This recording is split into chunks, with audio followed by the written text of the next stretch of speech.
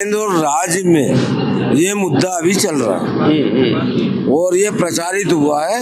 और आज शिक्षक वर्ग भी, इंडस्ट्रियल वर्ग के लोग, आर्मी के लोग, ये सब एनपीएस के खिलाफ है।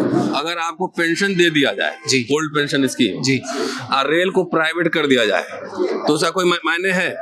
कोई मायने नहीं है। फिर उसमें इस समय मुद्दा है ओपीएस। अग्निवीर के बाद रेलवीर भी आ रहा है क्या? वो तो हो ही रहा है, रेल बिल का काम चालू हो रहा है और आज उसका ये परिणाम हो रहा है कि हमारा ट्रेनें गिरना शुरू हो गई। कभी आग लग रही है वंदे भारत के अंदर। सबसे ज्यादा मुसलमान इस देश की मिट्टी को चूमता है। मिट्टी को नहीं, हम तो मिट्टी में दफन भी होते हैं। हाँ। मिट्टी के अंदर दफन भी होते हैं, चुमते नहीं, मिट्टी के अंदर दफन होते हैं। 35 साल। हाँ।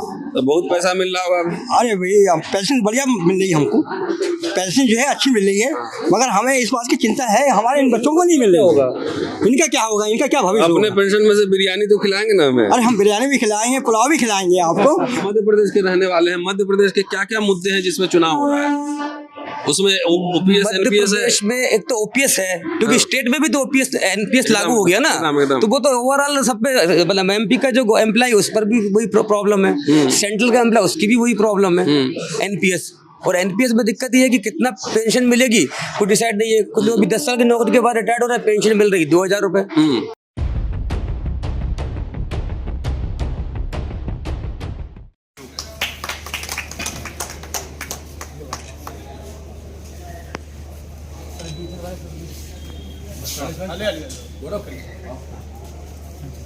चलिए, भोपाल का रेलवे स्टेशन है और साथ ही आप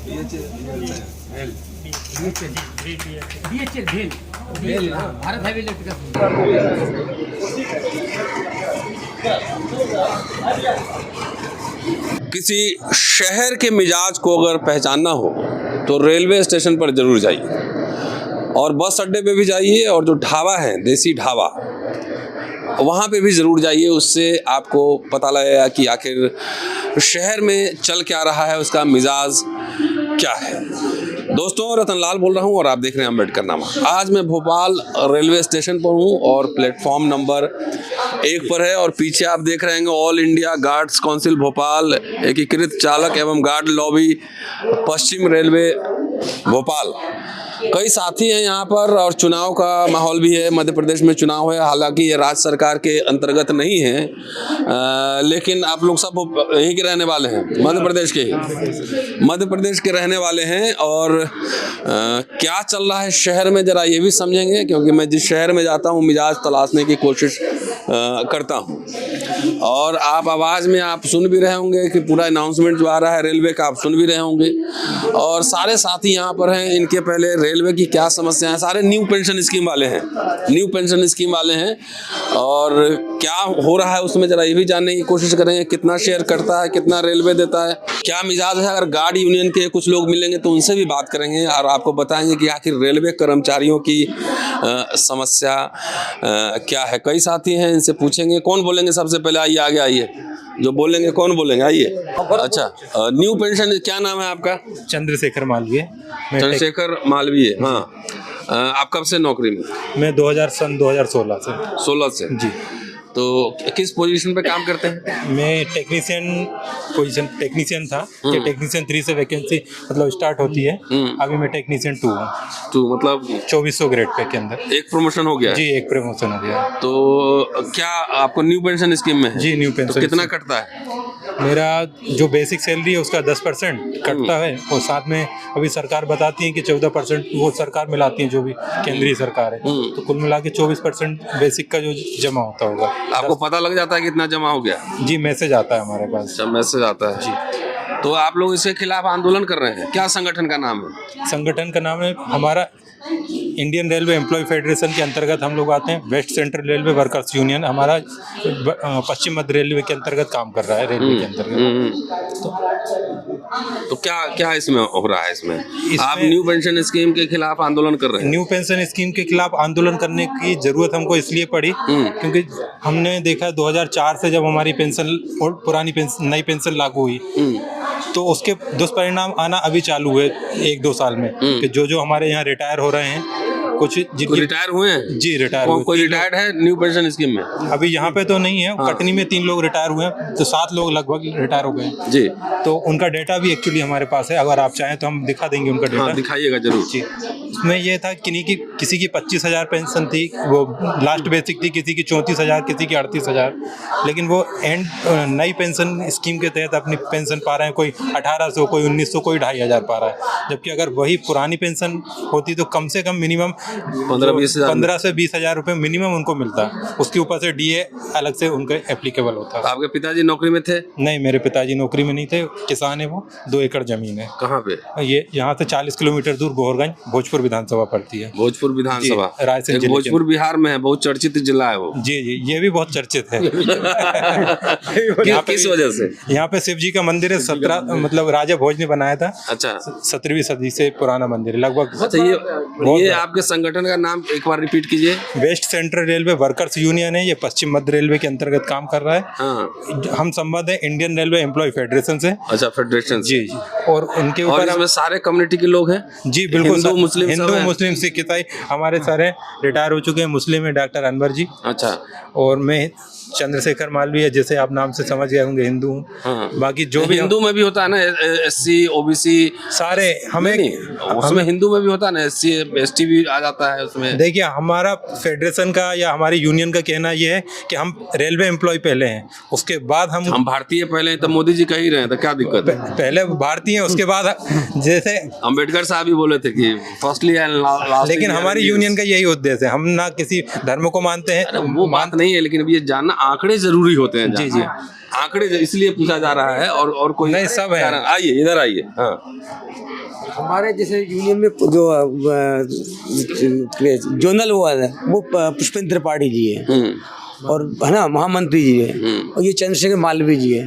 तो सभी सब लोग हैं, सभी धर्म के, सभी जात के लोग हैं, इसीलिए वो जानना जरूरी है। और मिलकर के हम लोग संघर्ष कर रहे हैं। आप तो ओल्ड पेंशन स्कीम में है? हाँ, लेकिन ओल्ड पेंशन स्कूल में है, लेकिन यूनियन में है हम। यूनियन में है? यूनियन में तो क्या चल रहा है अभी मध्य प्रदेश में, इसको लेकर कोई जागरूकता है? हाँ, बहुत। अभी 1 अक्टूबर को रैली हुई थी दिल्ली में। हाँ, उसमें हमारे बहुत सारे सभी कर्मचारी आए थे, करीब 5-6 लाख लोग से ऊपर थे। हमारे यहाँ के भी कुछ साथ के लोग सब गए थे यूनियन के, मैं तो नहीं कहता, लेकिन और साथ के लोग सब गए थे। अच्छा। और वहाँ बहुत अच्छा हो रहा। तब पता नहीं कमेटी बना दी है, बता रहे हैं ऐसा कि कमेटी बनाई है जो इसमें विचार करेगी। नहीं, इसमें जो है एक चल रहा है ना कि वोट फॉर OPS। हाँ, वो तो है ही, वो तो वो हम लोग ओल्ड पेंशन स्कीम लागू करेगा उसी को वोट। हाँ, ये तो हम लोग बोल ही रहे हैं, उनको वोट बोल रहे हैं, बिल्कुल बिल्कुल बोल रहे हैं। तो इसमें ये तो एक राजनीतिक मुद्दा है ना? नहीं, राजनीतिक मुद्दा क्यों है? हमारा मुद्दा, हमारी समस्या है राजनीतिक। तो देश में सब चीज राजनीतिक है, किसान भी राजनीतिक है, हम भी राजनीतिक है। राजनीतिक क्या नहीं है? क्या चीज राजनीतिक नहीं है? आपका नाम? रूपेश कुरील। रूपेश कुरील साहब है। हाँ। अच्छा, तो ये मतलब जो OPS लागू करेगा उसी को वोट देंगे? हमारा यूनियन नेता का लोग बात सुन रहा है आपकी? हाँ, सुन रहा है, नहीं क्यों नहीं सुन रहा? अच्छा। हम शिवराज सिंह चौहान जी से भी मिले हैं, कमलनाथ जी से भी मिले, दोनों लोग सुन रहे हैं। अब कान कौन करता है पता नहीं। देखो, स्टेट गवर्नमेंट वाले, राज्य सरकार के कुछ एम्प्लॉय से हमने बात की है, लेकिन आपका सेंट्रल गवर्नमेंट का मसला है। लेकिन आप मध्य प्रदेश के रहने वाले हैं, मध्य प्रदेश के क्या क्या मुद्दे हैं जिसमें चुनाव हो रहा है? उसमें OPS मध्य NPS प्रदेश में एक तो OPS है, क्योंकि स्टेट में भी तो OPS NPS लागू हो गया ना, एकदम। तो वो तो ओवरऑल सब पे, मतलब MP का जो एम्प्लॉय उस पर भी वही प्रॉब्लम है, सेंट्रल का एम्प्लॉय उसकी भी वही प्रॉब्लम है, NPS। और NPS में दिक्कत ये है कि कितना पेंशन मिलेगी कोई डिसाइड नहीं है। कुछ लोग 10 साल की नौकरी के बाद रिटायर्ड हो रहा है, पेंशन मिल रही 2,000 रुपये। तो दिक्कत बहुत है। लोग 10 साल 15 साल की नौकरी के बाद रिटायर्ड होंगे तो कुछ भी नहीं मिल पाएगा तरह से, ना के बराबर मिलेगा। सैलरी मालूम पड़ा 50,000 है। और किसी पार्टी ने अपने एजेंडा पे इसको लागू किया है कि हम करेंगे? कांग्रेस ने बोला है, यहाँ पे कमलनाथ सरकार ने, कमलनाथ की पार्टी कांग्रेस ने। हाँ, कांग्रेस ने कई जगह बोला है और स्टेट में भी बोला है, यहाँ पर भी हिमाचल में लागू हो गया। अनवर साहब ना, आप रिटायर हो गए, कितने साल नौकरी किया आपने? मैंने 35 साल नौकरी करी। 35 साल? हाँ। तो बहुत पैसा मिल रहा होगा अभी? अरे भाई, पेंशन बढ़िया मिल रही है हमको, पेंशन जो है अच्छी मिल रही है, मगर हमें इस बात की चिंता है हमारे इन बच्चों को नहीं मिल रही होगा। इनका क्या होगा, इनका क्या भविष्य होगा? अपने पेंशन में से बिरयानी तो खिलाएंगे ना हमें? अरे हम बिरयानी भी खिलाएंगे, पुलाव भी खिलाएंगे आपको, लेकिन जो है इन बच्चों का हो जाए तो हम सब कुछ खिलाएंगे। हाँ, पहले सबसे मेन चीज़ है इन बच्चों का होना। मैं भी पुराने पेंशन स्कीम में हूँ। मैं पत्रकार नहीं हूँ, मैं टीचर हूँ, जानते हैं कि नहीं? और हम भी इस लड़ाई में शामिल हैं कि बहुत अच्छी बात है। स्कीम लागू हो। हाँ, मैं भी सुन रहा अभी जब से 2004 के बाद में ये पेंशन स्कीम को बंद करके और ये इस स्कीम में लेकर आ गए, एमपीएस में लेकर आ गए। तो इसका जो है हम लोग IRF इंडिया रेलवे फेडरेशन हमारे कपूरथला से चल रही है। कपूरथला? हाँ, कपूरथला से चल रही है। तो हम लोग उसी सब के साथ में जो मिलकर और ये पूरा काम करते थे। बच्चे तो अभी हमारे आए हैं और उससे पहले भी हम जो है क्या बोलते हैं ये काम किया है कि भाई इस स्कीम को ख़त्म करो। क्योंकि क्या होता है सर कि अगर मान जब रिटायर हो जाता है, लालच तो बहुत लंबी दे रही गवर्नमेंट कि साहब हम इतना पैसा मिल जाएगा, इतना सब। अब तो देश कह रहे हैं कि हिंदू राष्ट्र भी बनाएंगे, तो उसमें आप कैसे देख रहे हैं आप? नहीं, अब हिंदू राष्ट्र बनाया कुछ बात, हम तो भारतीय हैं ना, हम तो भारतीय हैं। हिंदू राष्ट्र, हिंदू से ज्यादा मुसलमान इस देश की मिट्टी को चूमता है। मिट्टी को नहीं, हम तो मिट्टी में दफन भी होते हैं। हाँ। मिट्टी के अंदर दफन भी होते हैं, चुमते नहीं, मिट्टी के अंदर दफन होते हैं नहीं, है ना। तो मिट्टी हमारा देश हमारे लिए बहुत प्रिय है। अब वो जो भी है असामाजिक तत्व के लोग कुछ भी बोलते हैं देश के लिए, वो हमें उससे मतलब नहीं। नमाज पढ़ते हैं ना दिन में 5 बार, तक कितने बार? 80 बार मिट्टी चूमते हैं। अब वो नमाज तो पढ़ेगा, 5 बार नमाज होती है हमारी, और 5 टाइम के अंदर जो है हमारे सरदार हमारे जमीन पे जाता है, धरती माकू पर हमारा सरदार जाता है। तो सबसे पहले प्रिय हमारे। ये बताइए, आपका घर यहीं भोपाल में है? जी जी, मेरा भोपाल में घर है। हाँ। अच्छा, भोपाल में गैस त्रासदी हुई थी, उस पर हम अलग बातचीत करेंगे। जी जी। तो ये बताइए कि अभी यहाँ विधानसभा चुनाव भी हो रहा है। जी जी सर। तो यहाँ पे क्या ये ओल्ड पेंशन स्कीम जी जी।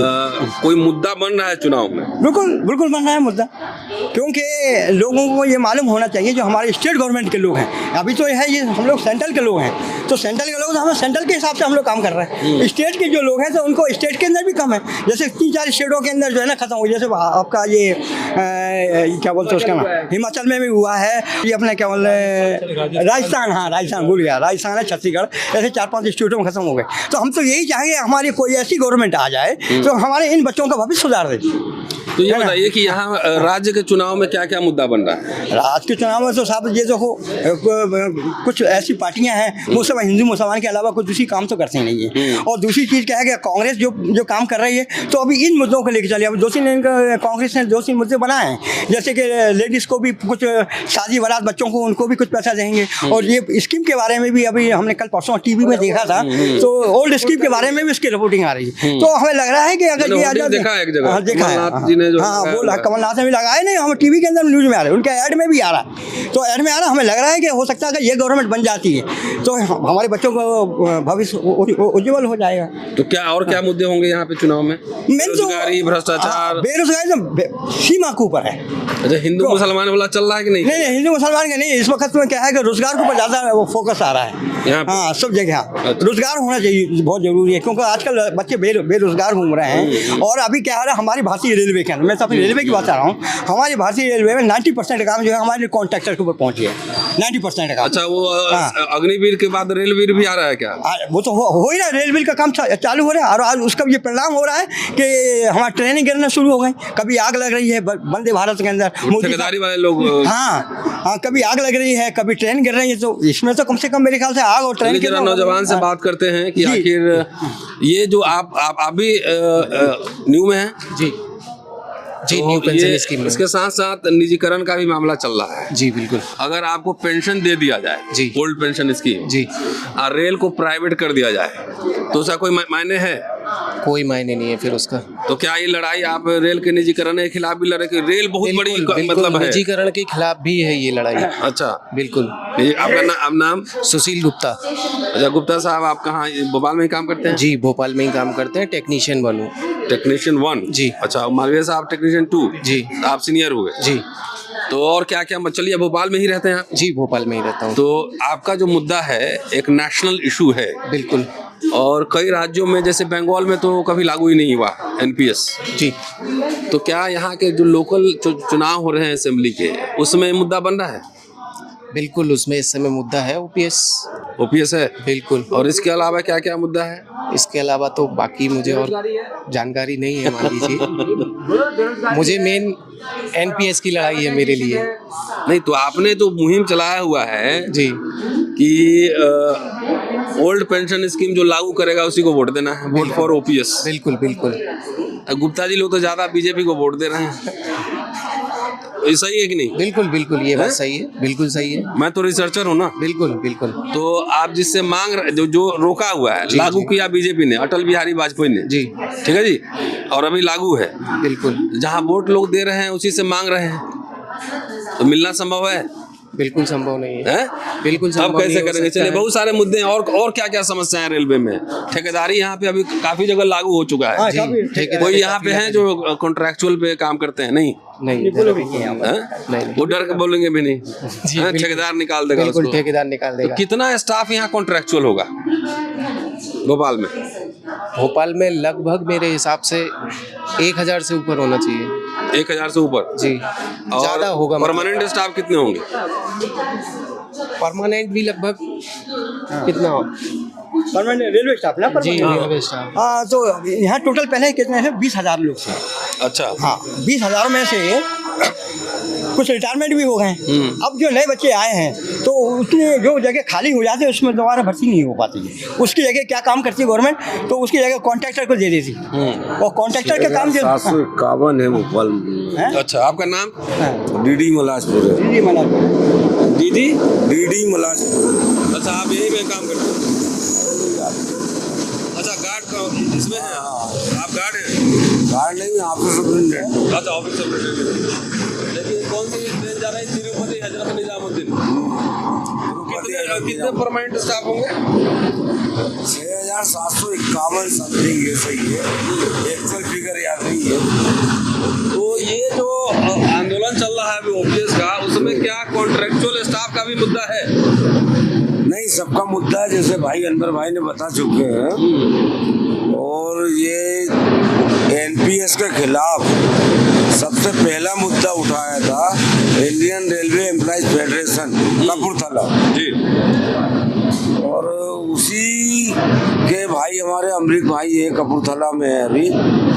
और उन्हीं के संघर्ष का ये परिणाम है कि केंद्र और राज्य में ये मुद्दा अभी चल रहा है और ये प्रचारित हुआ है। और आज शिक्षक वर्ग भी, इंडस्ट्रियल वर्ग के लोग, आर्मी के लोग, ये सब एनपीएस के खिलाफ है। सब खिलाफ है। हाँ, ये आईआरई निजीकरण के भी खिलाफ है। निजीकरण के तो बहुत खिलाफ है ये अनवर भाई, और हम तो बहुत ही ज्यादा खिलाफ है निजीकरण के। क्या आप तो भोपाल में रहते हैं? तो मैं भोपाल में रहता हूँ। हम तो ये चाहते हैं कि ये ईसीसी बैंक जो है इसको रेल बैंक में तब्दील किया जाए। अच्छा। ताकि स्थायी कर्मचारी हो। और ये हमारी लड़ाई कम से कम 20 साल तो हो गए। तो इसको क्या लोकसभा चुनाव में आते तो मुद्दा बन जाएगा ये? बिल्कुल बनेगा, बनेगा। और हमारे पास तो इतना रिकॉर्ड रखा हुआ है पूरे इंडियन रेलवे। ये ओल्ड पेंशन स्कीम बीजेपी ने खत्म किया। हाँ, ठीक है, बिल्कुल, अटल यस। बिहारी वाजपेयी ने। हाँ। और कहते हैं कि बीजेपी को सत्ता में लाने में अर्बन क्लास, हाँ। शहरी मध्यम वर्ग, हाँ। नौकरी पेशा वर्ग सबसे ज्यादा कूद रही थी आगे। हाँ। वही लेके आई थी। तो क्या आप समझते हैं कि उन्होंने अपने हाथ में कुल्हाड़ी लेके अपने पाँव पे मारा है? बिल्कुल 100%। जिस डाली पे बैठे उसी को काटा। अभी गुप्ता जी से मैंने पूछा ना, गुप्ता जी लोग हाँ। आंख मूंद के मार रहे हैं कमल छाप में। नहीं अब ओल्ड पेंशन स्कीम मांग रहे हैं। आज का युवा, मैं कोटा गया, रतलाम गया, जबलपुर गया और दिल्ली भी गया हूँ जी। और एनपीएस के खिलाफ गया हूँ। लेकिन मैं ज़्यादातर ये महसूस किया मैंने अपने लक्ष्य में कि हमारा जो युवा वर्ग है वो सहयोगी नहीं देता है। कर देगा, धीरे धीरे आएगा ना, विचार आने में समय लगता है। युवा वर्ग अच्छा, ये बताइए, थोड़ा मैं निष्क्रिय हो गया था अभी। लेकिन हमारे कमल भाई और बनारस से भी और हमारे भाई हैं, उनने मुझे फिर से जागृत किया कि मैं इस आंदोलन में सहयोगी रहूं। तो अच्छा, ये चुनाव भी हो रहा है विधानसभा का। हाँ, विधानसभा का चुनाव तो 17 उसमें तारीख को मतदान। ओपीएस का मुद्दा क्या यहाँ के जो सरकारी कर्मचारी हैं मध्य प्रदेश के, उनके एजेंडा पे है? मेरा तो ऐसा मानना है, जो जागरूक कर्मचारी है, यदि जो सरकार ओपीएस लागू करेगी उसी को मतदान करना चाहिए, अन्यथा नहीं करना चाहिए। बड़ी बात है ये। और क्या क्या मुद्दे हैं मध्य प्रदेश में? मध्य प्रदेश में बहुत सारे मुद्दे हैं। ठेकेदारी, अब जैसे ये ट्रेन खड़ी है, यहाँ हमारा रेलवे कर्मचारी बहुत काम करता था, लेकिन ये लगेज वाहन भी ठेके में है। अच्छा, ठेके में चल रहा है? हाँ, ये सब ठेके चल रहे हैं। ठेके में चल रहा है ये। तो ये सायरन बज गया। हाँ, सायरन बज गया 16 बजे का। अच्छा, गार्ड जो यूनियन है, हाँ, ये सब शामिल है इसमें। हाँ सब शामिल है। कार्ड हमारे BS माली है, यही कहीं बैनर लगा होगा, जो सेक्रेटरी है हमारे। अच्छा, नहीं इनके ऑफिस बेरर से भी बात करेंगे, मौका मिलेगा तो। कोई साथी और हैं जो अब कोई नई बात कहना चाहते हैं? नहीं, तो चलिए आज भोपाल के रेलवे स्टेशन पर भेल के भी कुछ साथी हैं। कोशिश कर रहा हूँ कि भेल जो सिटी है, भेल एरिया ना, ये हाँ, तो वहाँ भी चलूंगा, जरा उनका मिजाज जानने की कोशिश करेंगे। लेकिन यहाँ रेल के जितने कर्मचारी हैं और जो रिटायर हो चुके हैं, पेंशन में हैं, वो भी नौजवानों के साथ आकर और रेस्टोर ओल्ड पेंशन स्कीम में लाने के लिए हमें सब लोग लड़ाई संघर्ष कर रहे हैं। हम तो 2004 के बाद में लड़ रहे हैं। क्योंकि ये बात जो है ना, देखिए बात सिर्फ व्यक्ति की नहीं, आने वाली पीढ़ियों की भी है। अगर आपके पास आर्थिक सुरक्षा नहीं है, सामाजिक सुरक्षा नहीं है, रिटायरमेंट के बाद अगर 4,000 रुपए मिलेंगे तो 4,000 में खाएंगे क्या, दवाई क्या लाएंगे, मिला जुला के बात बराबर रहेगी। लेकिन इसलिए इनका आंदोलन है कि वोट फॉर OPS, कि जो OPS लागू करे। जी आइए बताएं। जैसे बुढ़ापे में हमें दवाइयों की सबसे ज़्यादा ज़रूरत पड़ती है। पहले हमारा जो उम्मीद कार्ड बोलते हैं, जिससे मेडिकल कार्ड, रेलवे का मेडिकल कार्ड है, उस पर ये लिखा नहीं आता था कि आप NPS कर्मचारी हैं या OPS कर्मचारी हैं। वो तो अभी अवेलेबल है। हाँ, उम्मीद कार्ड है। हाँ चलिए दिखाइए। उसको डाउनलोड करके दिखा देता हूँ मैं आपको। चलिए कोई नहीं। हाँ, उसमें पहले केवल लिखा आता था रेगुलर, लेकिन अब जो बन रहे हैं कार्ड, जैसे मेरा गुम गया था, मैंने दोबारा बनवाया। एक्चुअली वो तो क्या आपके पास ऑनलाइन आ जाता, जितनी बार आपका प्रिंट निकलवाना चाहे निकलवा सकते हैं। ऑनलाइन जब मैंने दोबारा निकलवाया, उसमें अब आने लगा रेगुलर इन NPS स्कीम। तो हमें यह भी डर लग रहा है कि अभी तो हमारी मेडिकल सुविधा चालू है, आगे जाके यह NPS स्कीम वालों की मेडिकल सुविधा भी बंद ना हो जाए तो हम जैसे जरा दिखाइए इसको, जरा फोकस कीजिए। ये ले, इसको जरा फोकस कीजिए। इस पे क्या लिखा हुआ है? ये यहाँ पे इसमें लिखा हुआ है रेगुलर परमानेंट। ये पुराना कार्ड बना हुआ है, एक्चुअली 3-4 साल पुराना कार्ड होगा ये। तो यहाँ पे एम्प्लॉय टाइप लिखा हुआ है रेगुलर परमानेंट। और अभी जो नए कार्ड बन रहे हैं, अच्छा, उसमें लिखा हुआ आ रहा है रेगुलर इन NPS स्कीम।